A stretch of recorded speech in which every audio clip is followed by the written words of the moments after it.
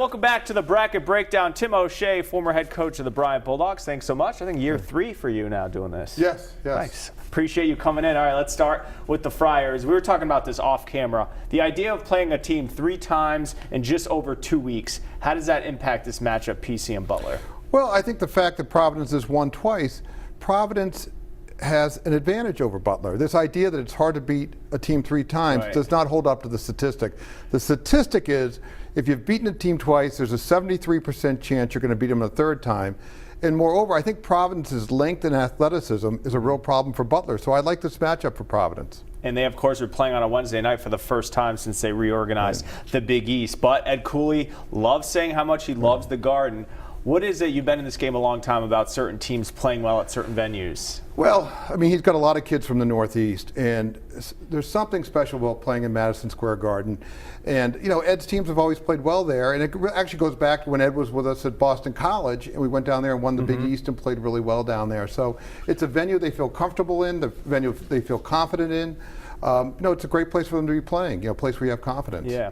Now, PC has been into the tournament 5 straight years. If they don't get in this year, Providence fans have been a little bit spoiled. This has been a terrific run, and if they get into the NIT, maybe not what they wanted to happen, but maybe just a down year for a year in terms of getting into the dance? I wouldn't even call it a down year. I mean, this has been a historic run to go 5 straight times.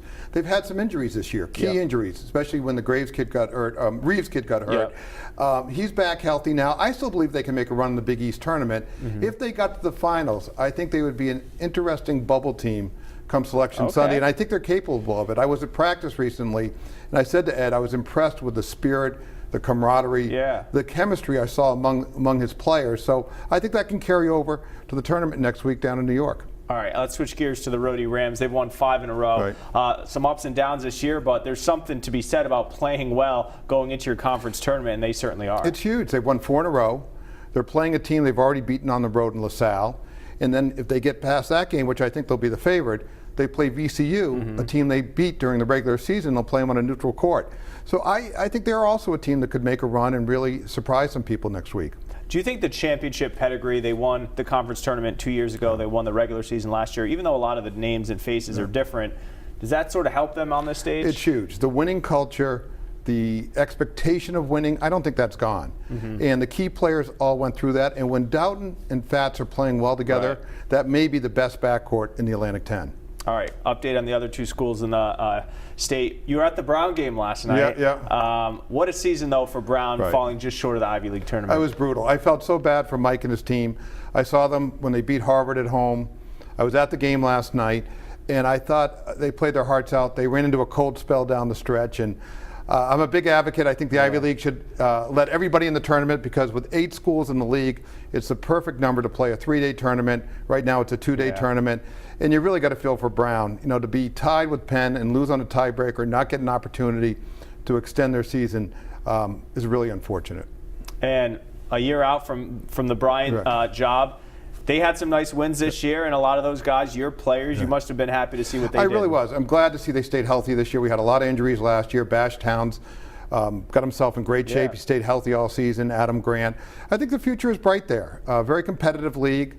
I think they've got a chance hopefully next year to go a bit further and get to that first NCAA tournament. I know that's a goal. I know. So a week from today, it'll be Selection Sunday.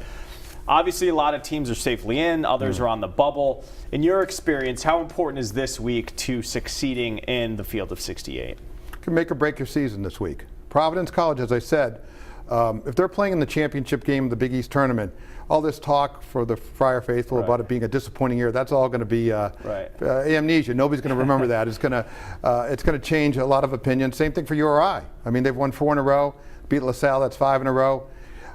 They're taking on the #1 seed VCU. In the last 5 years, the #1 seed in the Atlantic 10 tournament has only won the tournament once. So I think there's a lot of reason for optimism for both URI and for Providence. All right, he is Tim O'Shea. Thanks so much for coming in on this bracket breakdown. He'll be here the next 2 Sundays as we continue to break down all the college basketball action. We'll have